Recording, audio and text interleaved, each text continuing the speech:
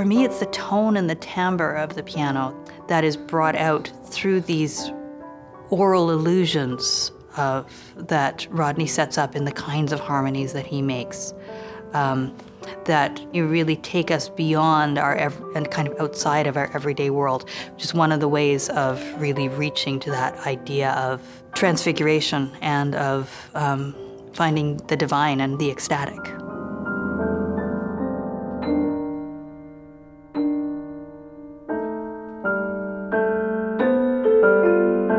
In Mercurio, the two hands move in two different ways. Sometimes they are moving in exact contrary motion, and other times they're moving in parallel twelfths. And the music from the parallel twelfths is, in fact, a self-borrowing from another piece that Rodney wrote called Notes on Beautiful. He found this interval of the twelfth of melodies moving at this parallel twelfth on the piano and was so taken by it that in writing this piece about death and transfiguration, he wanted to use this interval of the 12th kind of as almost like a leitmotif coming through. In Tristan and Isolde, my favorite moment is also for me the most terrifying, which is where he makes me sing. It takes the text, that moment when Isolde is carried up and transmuted from the flesh to join her love, her dead love. And she sings Höchste Lust, which is greatest desire or highest want. And that moment where the music just starts to flow a little bit more easily, and then the voice comes out, which is completely unexpected, really, in a piece like that.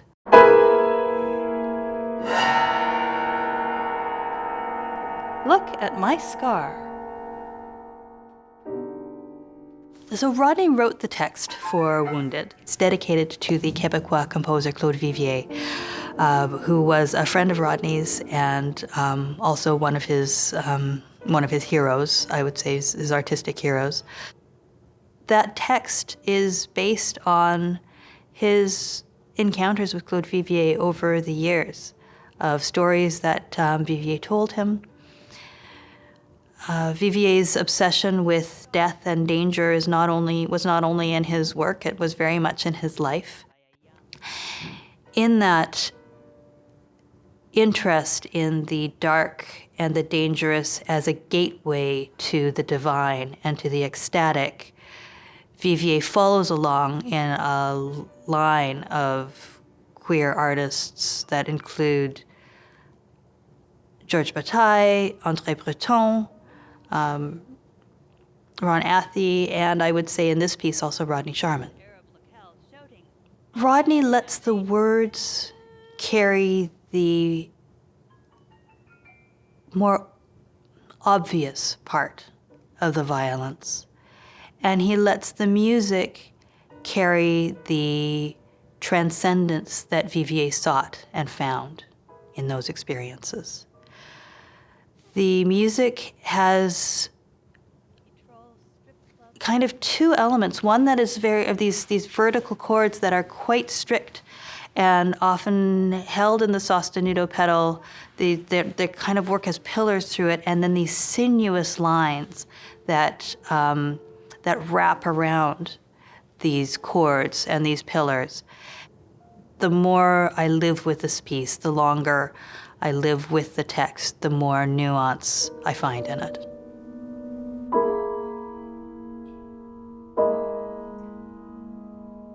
Beauty. The relationships that I have with the composers that I work with now have a much bigger impact on the work that we create together. Rodney says that it would never have occurred to him to have tried to transcribe Tristan and Isolde. The idea of approaching Wagner and making it a piano piece was quite daunting, but he trusted me enough to give it a try and made what I think is one of his most beautiful piano pieces ever. Same thing with the Vivier. Well, he says it's one of the pieces of which he is most proud. And I think it is also one of the pieces for which he will really be remembered.